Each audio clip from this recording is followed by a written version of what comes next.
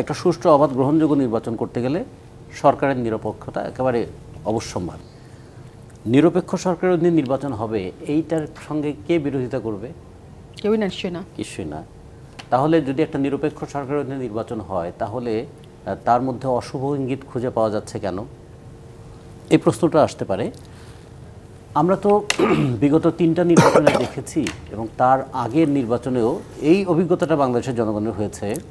একটা সুষ্ঠু অবাধ গ্রহণযোগ্য নির্বাচন করতে গেলে সরকারের নিরপেক্ষতা একেবারে অবশ্যম্ভাবী।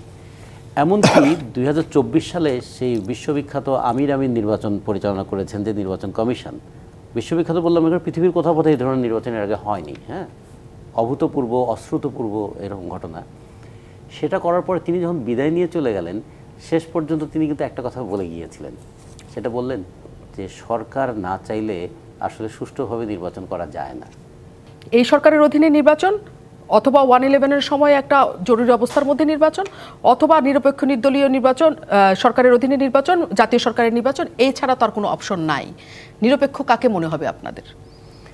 প্রথমত নির্বাচনের জন্য একটা পরিবেশ লাগবে। সেই পরিবেশটা কিভাবে তৈরি হতে পারে? নির্বাচন কমিশনটাকে জনগণের কাছে এই জায়গায় আসতে হবে যে নির্বাচন কমিশনটা একটা নিরপেক্ষ নির্বাচন কমিশন হয়েছে।